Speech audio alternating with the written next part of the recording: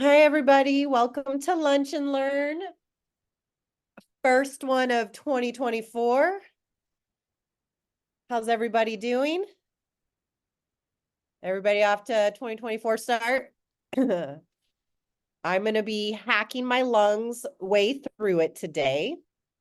I am starting my 2024 with a great respiratory infection. It's okay. Clear the system out now. That's all right. I'm going to give it another minute or two. I know a lot of people are back to work, so they're going to be getting the recording. Sup, Sabrina? Hi, Brian. Hi, Mari. Hi, Brooke. Hi, Alex.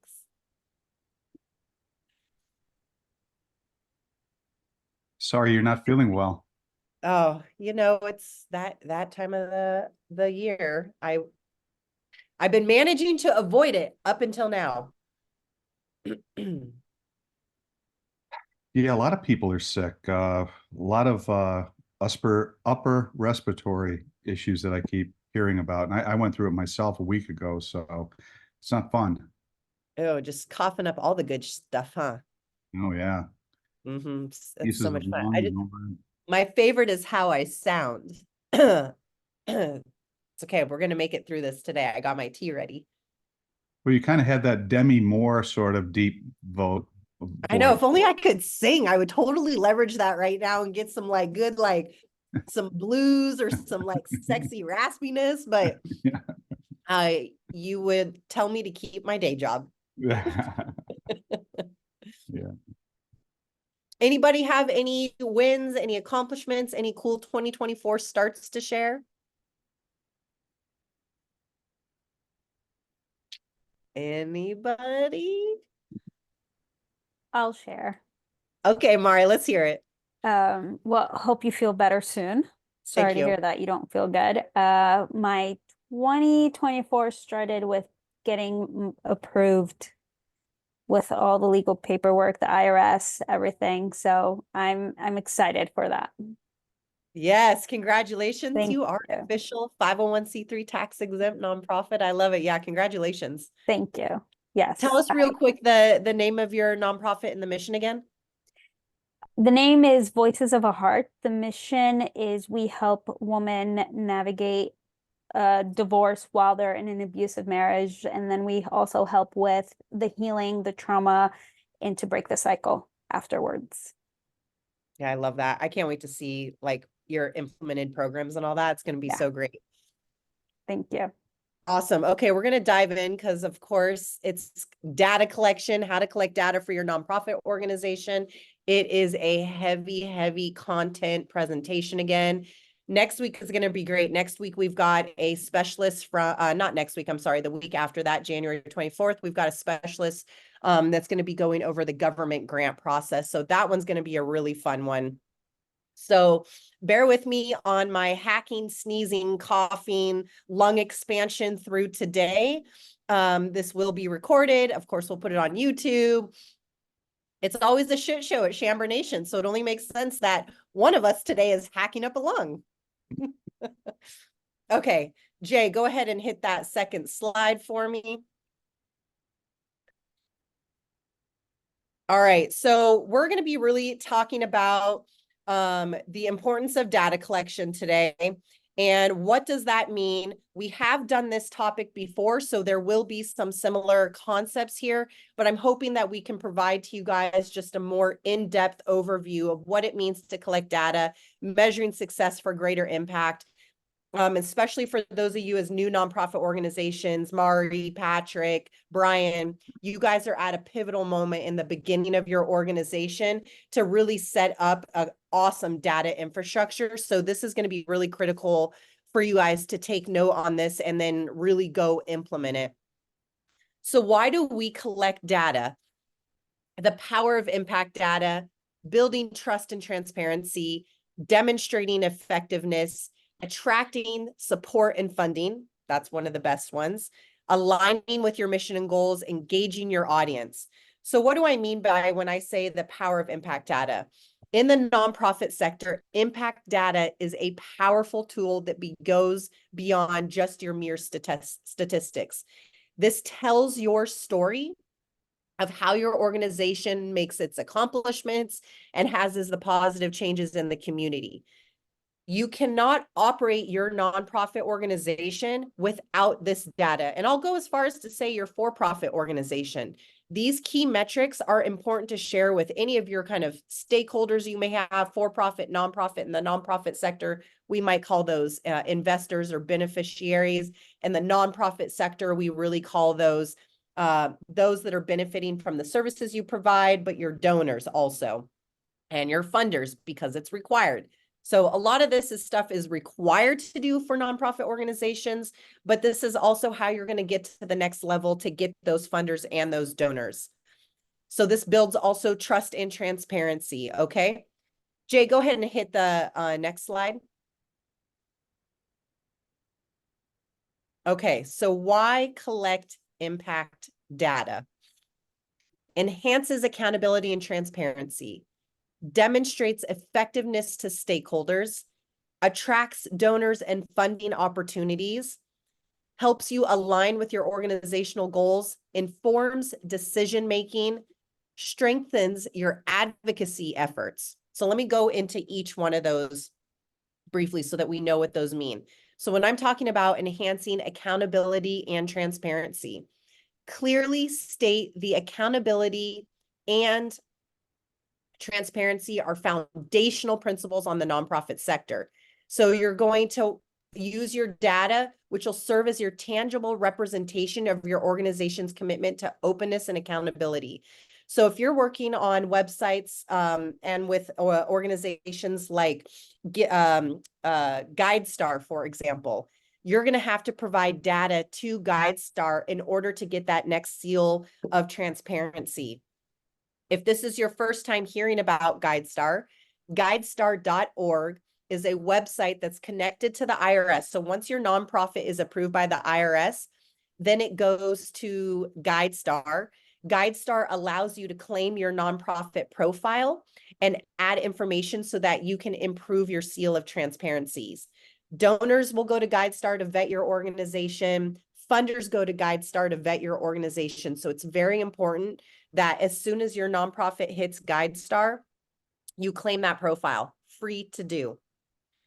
Brian, I know you've already been working on that and have a seal of transparency. Patrick, I think you've been working on that too. Mari, you just got introduced to that yesterday, so I know you're going to be catching up on us, but you'll see that when you go through GuideStar, and this is a critical component of the data collection because this is all part of the transparency and helping you guys get to that next level of donors and funders. Once you get your login for GuideStar and you are able to claim your nonprofit profile, which Mari, it can take a minute. It's not an immediate thing. It can take a couple of days. And you put in your information. It's literally like filling out a form. So you'll go to GuideStar, you'll claim your nonprofit profile, and it's literally just a form you'll continuously fill out. The more data and questions you fill out with them, the higher the transparency and the higher seal of transparency that you'll get. And then you can promote the hell out of that. And donors and funders love it. Okay, so that's what that means on transparency. Demonstrating effectiveness to stakeholders. Proving the effectiveness of your nonprofit's programs and initiatives allows stakeholders to trust your organization and to ultimately provide more funding. So data is instrumental in showcasing successful outcomes to your stakeholders. That includes donors, board members, and the community. You aren't going to necessarily have investors for your nonprofit organization. So if you're a for-profit, this is going to be a critical component for you for demonstrating to your stakeholders if you have them for your for-profit organization. Probably my favorite part of having data is it attracts donors and funding opportunities. I'm pretty sure Alex will have some feelings on whether a nonprofit has data or not and how impactful that is to applying for grants. And I'm pretty sure it's safe to say that Alex would like to kill all of us if we don't have data because you can't apply to grants without data. Am I accurate, Alex? Maybe that was a little harsh for Alex words, but I would like to interpret Alex words and make them more harsh. Oh, you're on mute, oh, nope, we can't. Oh, you were off mute. Try that again. Nope, no volume. See, look at how important this is. Have data, because Alex will not talk to us without the data. Okay, she's having technical difficulties. Alex, how Okay, can you hear important me now? is it? Oops, Yeah, sorry. we can hear you. How important is Oh, it I that think I played this bad. nonprofit? Sorry. It's okay. How important is it that a nonprofit has data in order to even approach the idea of grants? Yeah, absolutely. Because you know, especially when you're just starting out, it can be a mix of the qualitative and the quantitative. So those personal stories that touch on the heartstrings, but we also need to pair that with the number of Zoom calls you've done, or the number of people you've outreached to, the number of meals you've distributed, whole host of things. So yeah, those are the really important, and grant makers want to see that for the people that they fund. Absolutely. So we'll kind of get into that in a little bit more too. So additionally, data collection helps you align with your organizational goals. So this means that collecting data is not just a bureaucratic requirement. This helps you align with your core goals and mission of the organization and mission scope prevention. So we call that scope creep. So in order to prevent scope creep, it's important to have this data so that you guys stay in alignment with your mission, vision, and programs. Data collection helps with informed decision-making. Whether you're a for-profit or nonprofit, this absolutely applies to you. Highlight how important it is that your data serves as a valuable decision-making tool.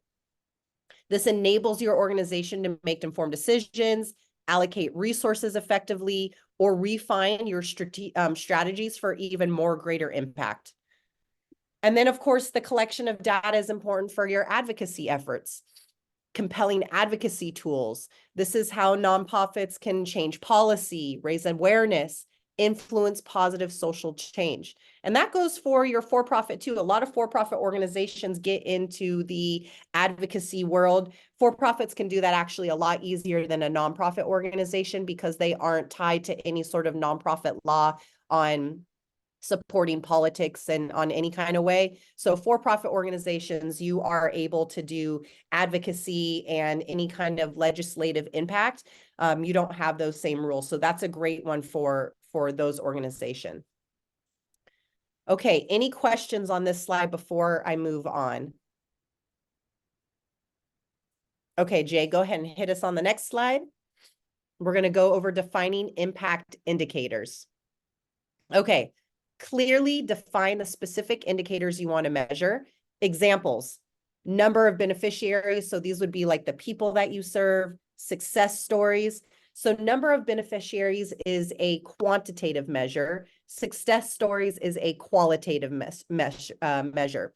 So when you think of what the difference is between quantitative and qualitative, quantitative, quantity, qualitative, quality, stories, things like that. So you can pick it apart to help you remember quantitative, quantity, qualitative, quality. Okay, so that'll help you distinguish between the two because you're going to want to have both types of data.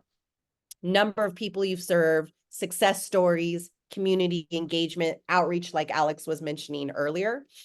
So some of the types of indicators we can talk about.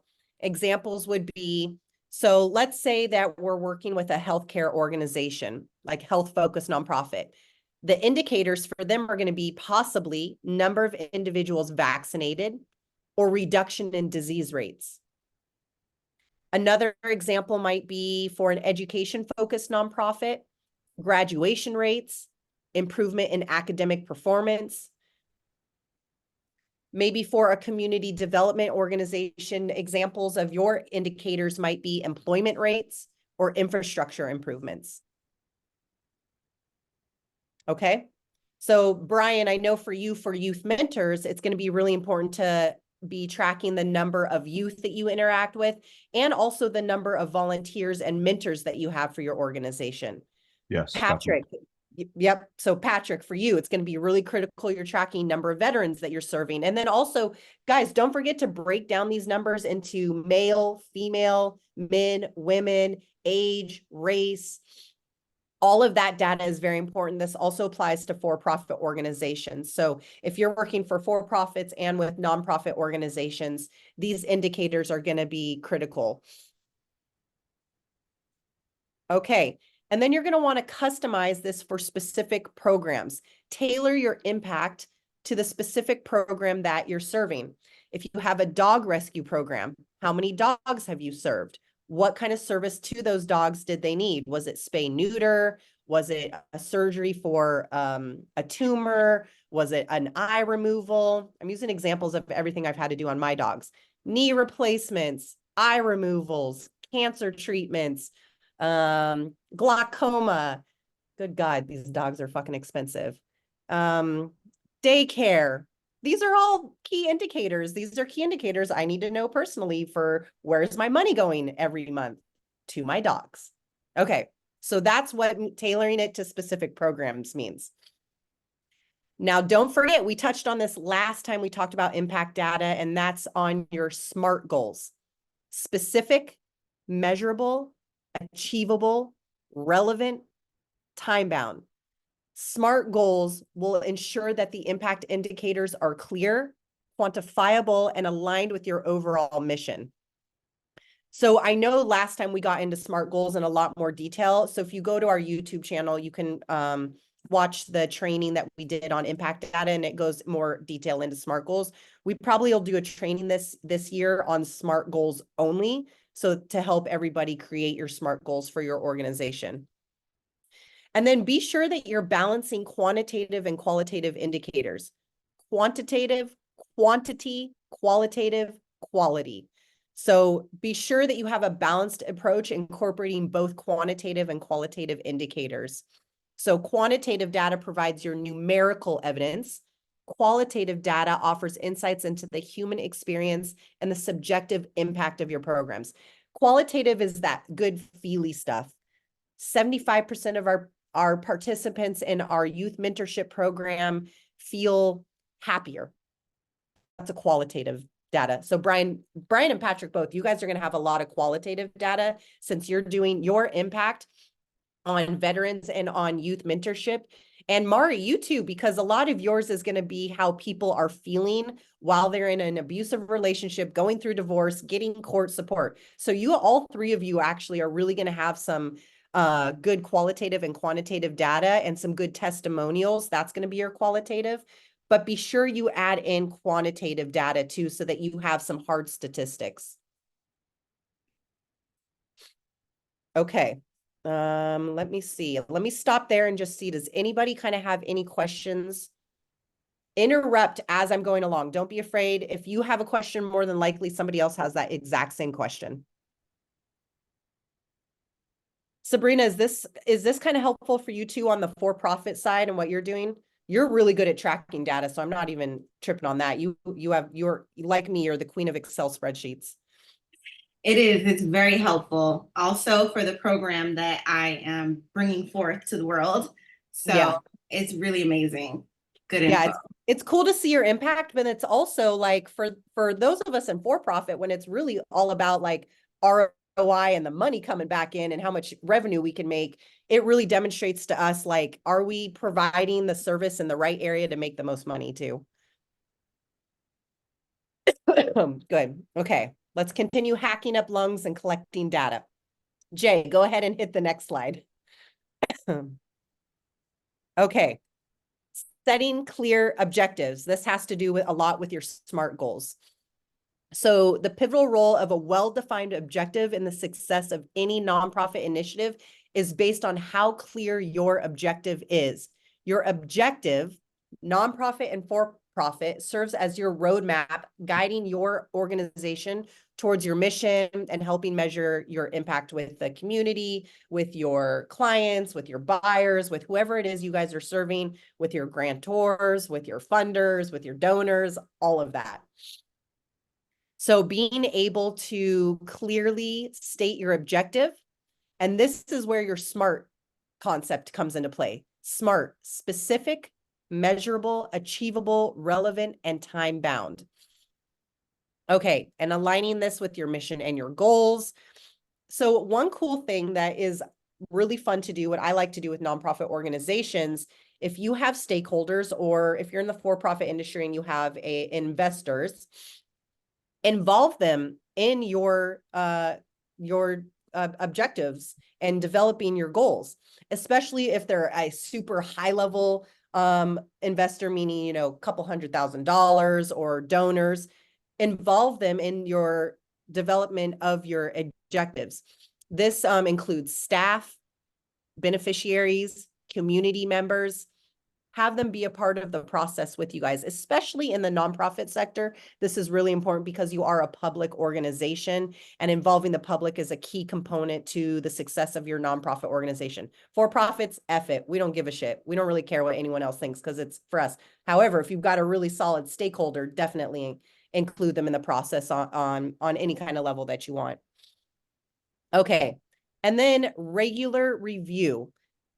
Regular reviews and adaptations of objectives based on ongoing data and collection analysis. So this allows for responsiveness to changing community needs and external factors.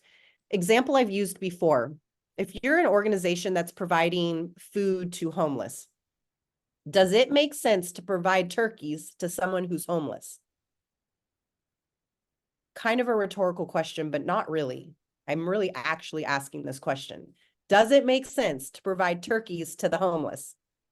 This is why it's important to include your community in creating your goals and your objectives. Because no, why the hell would you provide a turkey to someone that's homeless that doesn't even have a way to cook the turkey unless you're providing a cooked turkey? And then are you giving them some plates and some utensils to eat that turkey and maybe some hand sanitizer? Excuse me. I don't know why being harsh sounds so much cooler when you're sick. I feel like it's coming out more like, ugh. Is that just me or is that accurate? I feel like it's sounding more harsh. Okay, cool. Okay, so in the importance of including your stakeholders and regularly reviewing your objectives and your goals, include community members so that you're providing the right impact to your community. So Mari, for example, with your organization, eventually as you grow, maybe you'll get a panel together of some of the women, maybe men down the road initially that you serve, and see if there's other things that are missing from some of the programs that you're providing to them, or even to find out some of the things that they absolutely love that you're doing so that you can continue to enhance what they love. Okay. Any questions on that? Is it clear that we need to have clear objectives and goals? Okay. Let's go ahead and move on to the next one, Jay. We're going to talk about developing a data collection plan. Okay. Your well thought out data collection plan is the backbone of effective impact measurement. Don't be afraid to rely on ChatGPT and online resources and templates that are already out there. We'll be providing some to you guys as well. But a lot of this stuff is already out there that you guys can use. That's a template that you can fill in. So having your approach to data collection ensures your consistency, reliability, and meaningful insights. What does like all that mean that I'm saying? Okay.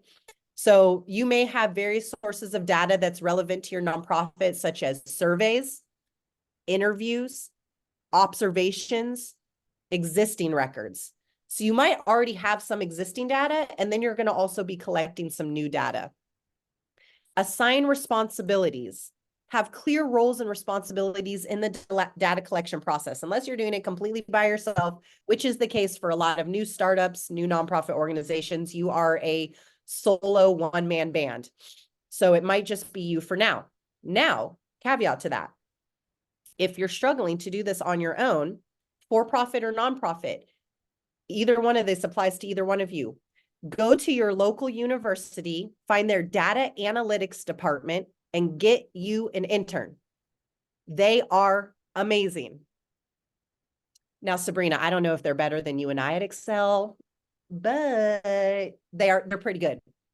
So for those of you that like truly hate Excel, for those of you who just don't have the capacity to learn a new skill set, which is absolutely okay. A lot of us are maxed out on capacity. Go find you someone that can do it. College interns are amazing. Now, of course, there always can be a couple that suck. It happens. I've fired a couple of interns. It's okay. Just keep that in mind when you're working with them. They are a student. They're in a learning environment. So it will take a little bit extra from you to give them that love that they need. But if you go get one of the ones from the data analytics department, especially in like their senior year or master's program, good Lord, they are smart as AF. Like scary smart. And these are like 18, 19, 20-year-olds, and they're looking for college credit. They're looking for volunteer opportunities. They can develop an entire data infrastructure program for you. Okay. Set a timeline. Establishing a timeline for your data collection activities. This allows you timely collection of data and for regular progress reviews. So have a timeline. So when you're creating your data collection plan, you're going to identify your data sources, assign roles and responsibilities if you have extra help, so people to help oversee the process, set a timeline, balance your quantitative and qualitative data. Quantitative data provides numerical insight. Qualitative data offers a deeper understanding of the human impact, the feel-good shit. Everybody needs to know, how are we feeling good? Incorporate technology. So pretty much that's kind of your only option for now, especially if you're not in the field working. But it's better to rely on the technology anyway, so that you guys aren't having to track paperwork and things like that. So this means online surveys, data management software, which is very expensive. Excel and Google Sheets are just as good. There are also mobile applications that can streamline data collection too.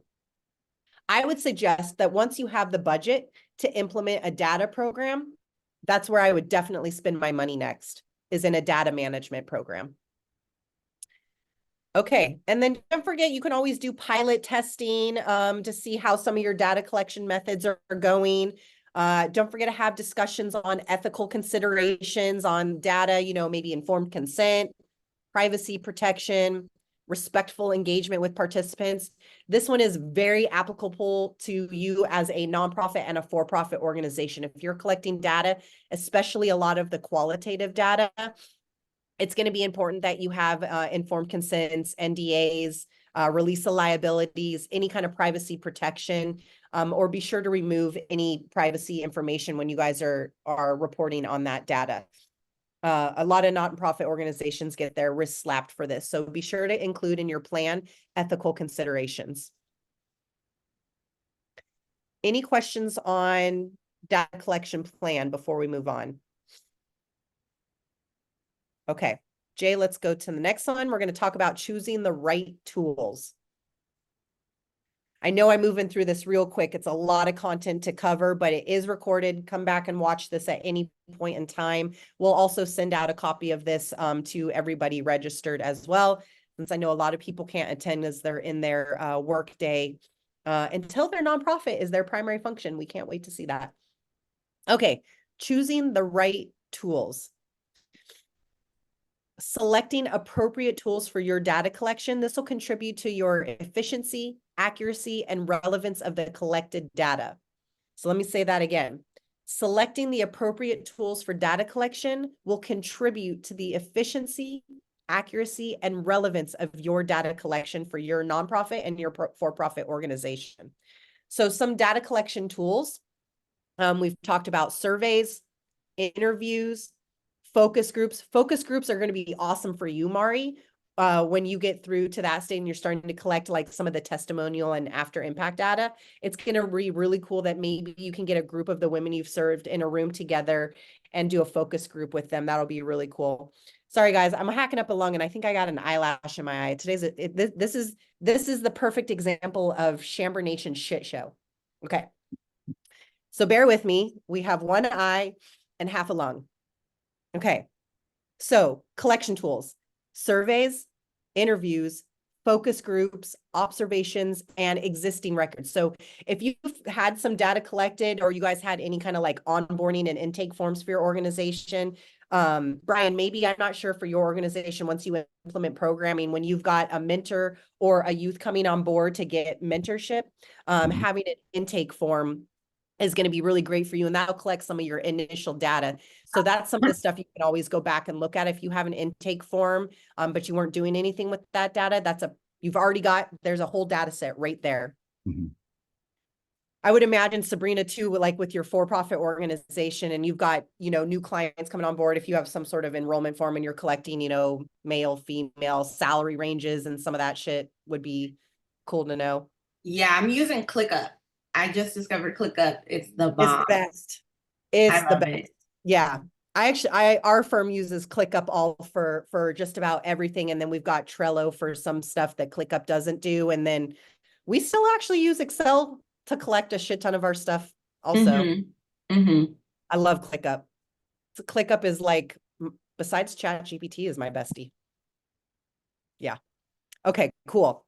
All right. So each of these tools can do different things and provide you a different type of data set. So surveys, interviews, focus groups, observations, existing records, that'll give you your good spread out of both quantitative and qualitative data. And be sure you want to have a good approach to having both of those types of data sets for collecting your impact data. And of course there's limitations with each tool. So it'll be great when you guys do your pilot testing to see which one's going to work best for your organization. Okay, and then technology integration. Integrate technology into your data collection process, online survey platforms, mobile applications, data management software. Data management software is available, and there's some that are specific to nonprofit organizations. It's freaking expensive, like thousands and thousands of dollars. So I don't recommend that until you're maybe in a budget of $250K or more with your nonprofit organization. So using things like Google Sheets is going to be great for you. Jot Forms is another one that Alex and I have seen frequently. And they have free versions. Now, once you get to the paid version, it can be like $10,000, $20,000. But when you're at that level of operating your organization, then it's going to be worth that penny to collect that data. But use the free stuff for now. Google Sheets, Google Forms, Jot Forms, what's that? Monkey, Survey Monkey is another one. Those are all available at a free level before you get to the next one. I feel like there should be like Survey Elephant. I'm not really sure why it's called Monkey, but I think we should create one that's called Survey Elephant. Okay. Alex, just add that to our to-do list of endless to-do lists. Okay. Budget and resources. So when you're thinking about choosing the right tools, like I just talked about with some of the data management softwares, make sure it's in alignment with your budget and resource constraints.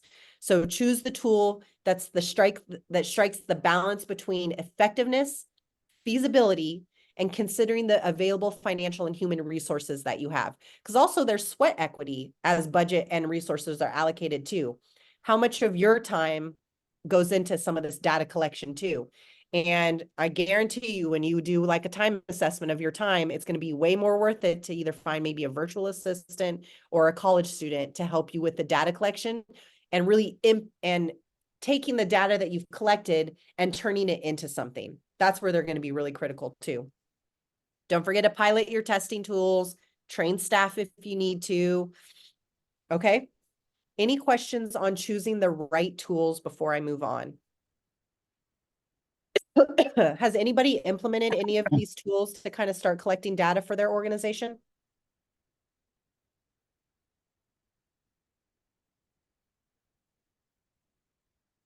Not yet? Okay. Mari, Patrick, and Brian, I want to hear from you guys once you start implementing some of these tools. Valerie and Brooke, you guys are new. Feel free to jump in anytime. And then Sabrina, I already know you're collecting massive data on your stuff. How are you collecting data for your for-profit? So right now, really through ClickUp. So with ClickUp, I embedded a form, my application form on my into my funnel. So that's pretty much how I'm going to be getting the incoming data and then having an automation where it builds out to my spreadsheet. but that's pretty much what I'm going to be doing for sure. Perfect. Yeah, I love that. That's a great way to do it. So ClickUp, you guys, is kind of like a similar to like a Trello, a Monday, and Asana. It's another project management software. It's just got way more really cool features for collecting things, like you can collect data on it and stuff and have embedded forms. You can do your surveys through it, and then you can also track timelines and all sorts of that. You could actually build out your entire data collection plan through ClickUp, assign it to staff and volunteers too. Yeah, because I also have roles, like you just said. So for every task, I assign like a specific role, whether I'm doing all the roles or not. That way I know, like, I do a lot of admin roles, I do a lot of IT or marketing or whatever the role is, so that in the end, whether it be monthly or annually or whatever, I can run that time study and know exactly how many hours I'm putting into one role, so that I know like the first role I want to hire out for based on like real data. So ClickUp is amazing for that. Yeah, I'm like, I love them. Okay, cool. All right, Jay, let's go ahead and does anyone else have any questions on choosing the right tools? Okay, cool. Jay, let's go ahead and go to the next one. Let's talk about engaging stakeholders. So believe it or not, when you're collecting your data, the importance of involving beneficiaries, staff, community members is critical. This kind of goes back to the whole, why would we provide a raw turkey to a homeless person? That makes no sense, but this happens all the time. Okay, so involving stakeholders will help enhance the quality and relevance of your collected data, and it fosters a sense of ownership among those involved. Not only that, the more you involve your stakeholders, donors, funders, the community, the more support you'll get for your nonprofit organization. People become volunteers, become donors, donors become volunteers. Funders will see that you're including them more, and they'll want to donate more money to your organization because you're so transparent. Okay, so that's the importance of engaging stakeholders, involving stakeholders. So you're going to want to clearly define who your stakeholder is in your nonprofit organization. I define stakeholders as staff, beneficiaries, community members, donors, and partners. Those are your primary stakeholders for your nonprofit organization. So let me say that one more time. Your primary stakeholders for your nonprofit organization: staff, your beneficiaries, community members, donors, and partners. Include them in some part of your process. I like to include them in strategic planning too, which we went over in December. That was our last training of 2023, and we talked about including stakeholders. It's great to include them in your strategic planning and in your data collection and be a part of the process. So, what are the main benefits of stakeholder engagement? Enhanced data quality. So stakeholders provide valuable insights and context. It's like a second set of eyes. Increased trust and transparency. So involving stakeholders, this fosters transparency, builds trust in your data collection process. And number 3, community empowerment. This is my favorite one, community empowerment. Engaging community members empowers them to actively participate in the decision-making process so that you know as an organization, you're providing the right program. So of course, Patrick serves veterans. He's going to have a veteran on his committee. Brian serves youth. He's going to have youth on his committee and probably some mentors. These are really important. Mari's going to have maybe some previously divorced women who are in abusive situations on her committees. It is very important that you involve your stakeholders to be a part of your process.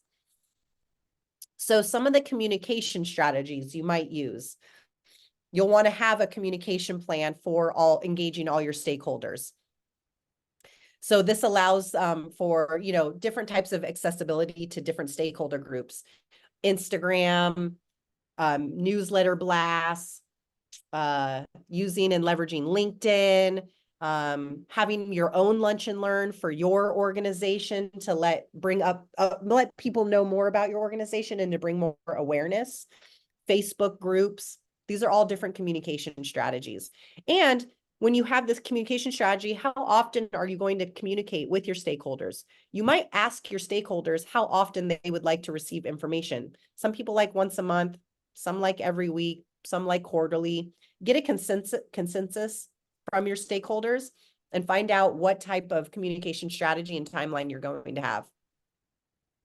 And then don't forget to have capacity building and training for your stakeholders and that are involved in your data collection so that they have a clear understanding of data collection process objectives and their roles.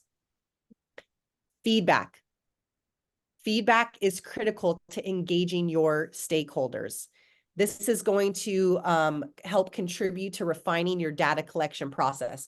This is all 100% applicable to strategic planning as well.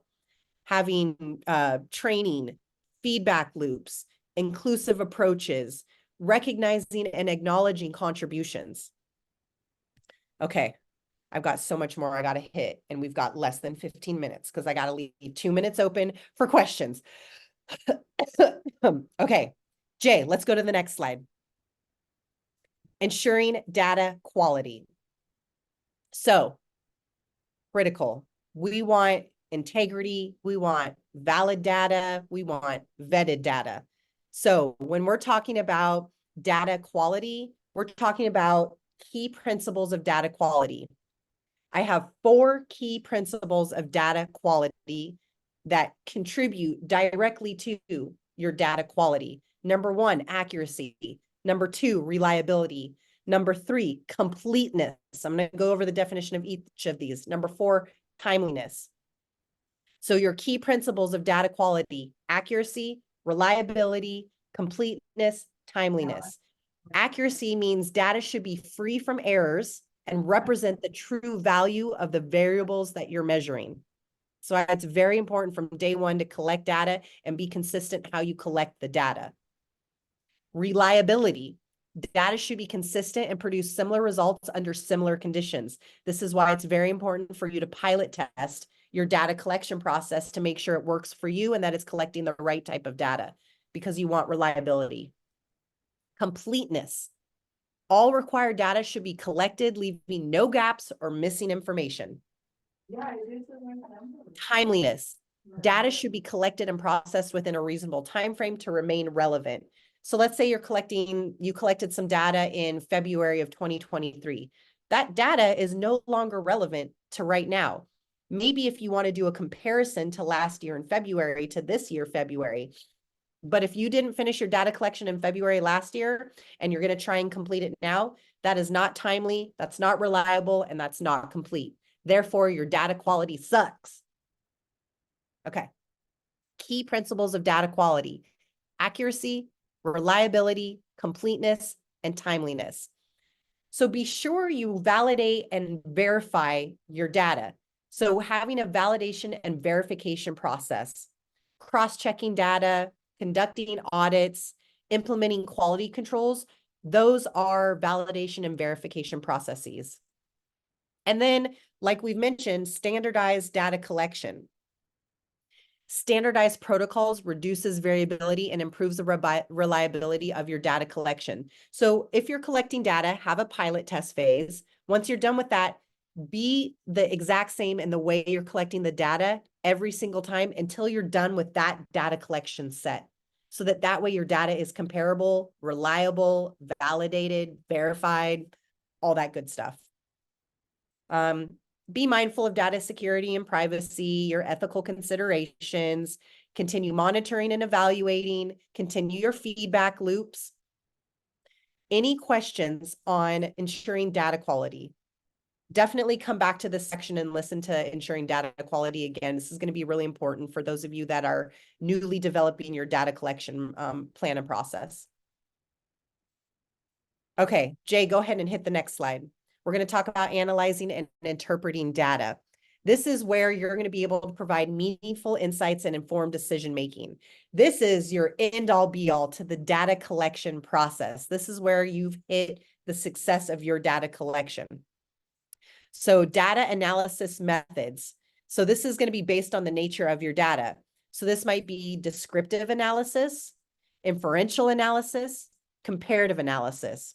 These are like really ugly words in a whole other language. So let me define them. So when we're talking about descriptive analysis, this is summarizing and describing key features of your data, looking for overall trends and major impact.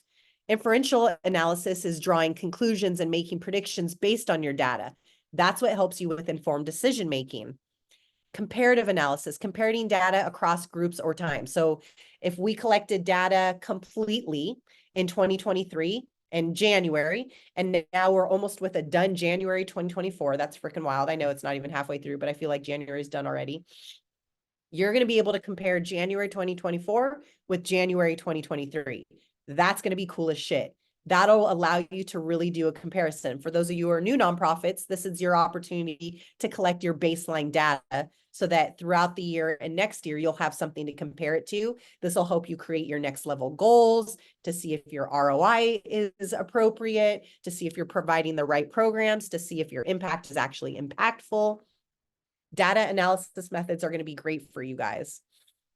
Identify trends and patterns, statistical significance.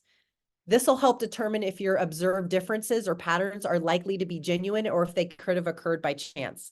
I love saying statistical significance. It makes me feel very smart. And if I had glasses on, I'd push them up, but I don't know where my glasses are because I think my dog broke them. So we're going to just visualize that. Statistical significance. This is the one that gets me like nerdy, geeked out, and giddy. This is my favorite because statistical significance shows you outliers, super impactful data, things that are like, whoa. So I'll use that in saying like, that's statistically significant if that's like giving me like a wow reaction. Interpret your outliers. Look at your kind of correlations and things that are reviewed. And then be sure you can get validation and peer review to enhance the credibility of your analysis and your data collection. And then the best part, insights gained will inform decision-making, strategy development, and future planning. So your actionable insights gained should inform in decision-making, strategy development, and your future planning. Ultimately, though, your data is going to show how impactful your nonprofit is in serving the community or how not impactful your for-profit is in providing the services that you're providing to that community. This will tell you exactly how you're doing with your organization and how you should make the next move or the next pivot. Okay, Jay, let's hit the next one. Reporting and communication. So I'm not going to spend a whole lot of time on this because this is more like the aesthetics of data collection, but you're going to want to create a report to your stakeholders that is at a third level, grade level 3 understanding. If a third grade individual, third grader, can understand your data report, then everybody, for the most part, can understand your report. So your report needs to be clear. It needs to be concise. It can be audience-centric. It can be full of visuals, full of narratives and storytelling, highlight success stories, what kind of feedback you used, what sort of data tools that you use to collect data. Be sure, though, that your report is in a readable format for a third grader. Have pictures and different ways of reporting. You can have, sometimes people like to read a paragraph about the impact, and sometimes people like to just see a bar graph of your impact. Have all of those approaches for your reporting and your communication. Okay, Jay, let's hit the next one. Lessons learned. As you've gone through this process and you repeatedly go through this process, identify your challenges during your data collection so that you can either solicit support to help you with that problem or so that you can include somebody who's more of an expert on data collection. So be sure you take your lessons learned as just as important as collecting your data so that you can help make improvements. Identify challenges, adapt to feedback, documenting the process. Maybe you need more staff training and capacity building. Maybe you need more community engagement. Maybe you had technological challenges and SurveyMonkey decided to not work that day, or Google decided to crash. Or maybe we forgot how to log into our Google account and couldn't access our Excel sheets. I don't know. I'm not speaking from experience on that one, but I'm just saying I've seen people have login issues. That's technological challenges. So be sure to identify all of those to be prepared for your next round as you go through more data collection planning processes. And I've said it, I think, like 3 times, so I'm going to say it again. Ethical considerations and compliance. Be respectful of those that you're collecting data from. Celebrate success, achievements during the data collection process, successful community partnerships, high response rates, effective use of technology. These are celebrating your success through your data collection process. Everything and every day has a win. Highlight those so that you can keep the momentum through your process. Any questions on lessons learned? Okay, I think that was it. Jay, go ahead and hit the next one for me. I'm pretty sure that was it for all of that. I really wanted to, yeah, I don't care about this slide. Go ahead and go to the next one. Okay, I kind of talked about future steps and the whole lesson learns. So be sure in your future steps, feedback loops, data validity, pilot testing, including stakeholders. That's really the key part for future steps in your continuous improvement process for your data collection. Okay, Jay, one more. Okay, awesome. You can leave it here for now. Does anybody want me to go back and go over anything that I've presented to you on data collection? Today's recorded, so you'll be able to access today's show with Chamber Nation. It'll be on our YouTube channel. You can listen to me hack up a lung as many times as you want, or scratch my eyeball, or, wipe my nose, is all there, and learn how to collect data. So it's all available. It's all recorded. I'll open this to any questions for now and ask questions on data collection. Ask any questions that you might have on nonprofit organizations or engaging your stakeholders. I'll go ahead and open it up. Does anybody have any questions or any slide you want me to go back to go over in more detail? I hope that was pretty thorough for you guys. Brooke, you mentioned GuideStar as a resource. Absolutely. Yeah, GuideStar is a good one. So I'm going to put the link in the chat box. It's www.guidestar.org. GuideStar is connected to the IRS. This only applies to nonprofit organizations. If you have your 501c3 status from the IRS, your nonprofit about 2 months later will show up on GuideStar. GuideStar is a vetting tool for nonprofit organizations, donors, funders. Anybody will go to GuideStar to look and see how transparent your organization is and to ensure that you're in good standing. The cool thing is, though, you can go to GuideStar, create a free account, claim your nonprofit profile, and dump in all sorts of data and increase your levels of transparency. So it's really cool that you actually get to take some ownership of your profile. That's not normal with other vetting websites. Like Charity Navigator is starting to do that, but they're not quite all the way there yet. So GuideStar is the most popular one. It's the easiest one to use, and that's where folks go to really vet a nonprofit organization. I've also seen people make donations through GuideStar, so make sure your mailing address and contact information is up to date. So when you're doing your data collection process, a lot of the data that you'll collect will go into GuideStar. Financial data, impact data, number of people that you're serving, things like that. So Brooke, if you've got a nonprofit organization and you're collecting data, a lot of that info will go into GuideStar to get you your seal of transparency. Any other questions? Is everybody ready to go collect some data? Okay, cool. I'm really excited to see some of the impact data. It's January. This is why I went over impact data in January, because it's the beginning of the year. This is going to set you up to collect your data throughout all of 2024.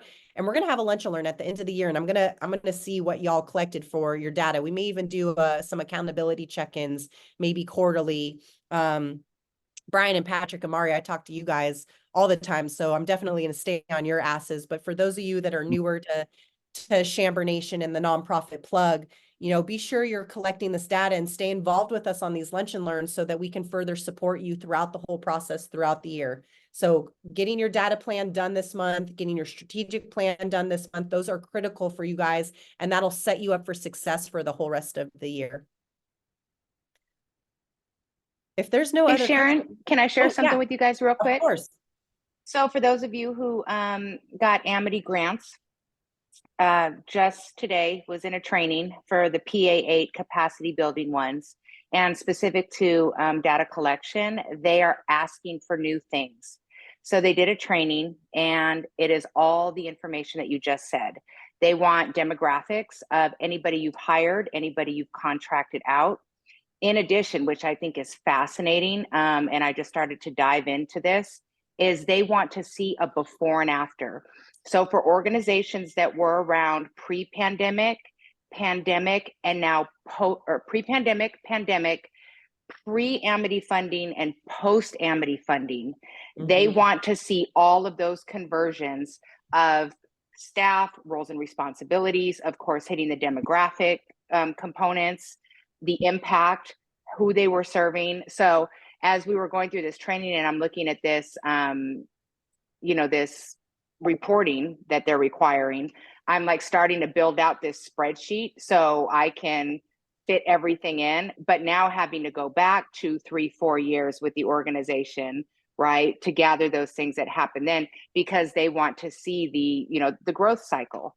Yep. So I think that's fascinating. It's brand new, and there were a bunch of people on the Zoom, and when they saw all of the questions that needed to be answered, all the fields, if you will, It's they scary. were like, "Oh my God." Yeah. So Yeah. I'll send those reports over to you just so you can look at the back end, because I did a save as, but they're getting cellular. So Yeah. Yep. And then also if if you're not an Amity grant recipient, and especially if you're not in California and some of you are in other states, that just goes to show that if you do get a grant, the importance of data tracking, because they will pull your funding and you got to pay that shit back. So that's the worst that could possibly happen. So it's of best interest for you to implement a data collection process for all sorts of levels, donors, funders, and everything. And especially if you've received a grant, because they will pull that funding. And they want it tracked down to the penny. So not only are you tracking impact data, but impact data also includes financial data, because they want to see to the penny where it's gone. And then they want to have that financial data and the impact data communicate so that the financial data story and the impact data story also are in alignment. Same for tax reportings. Once you get over $50,000 in gross receipts for nonprofit organizations, and we're reporting on the 990 level, and we've graduated from 990 ends, we have to report data impact on your tax filing. And that data has to match. Okay, that is it for Chamber Nation for Lunch and Learn today. Thank you so much, everyone, for joining us.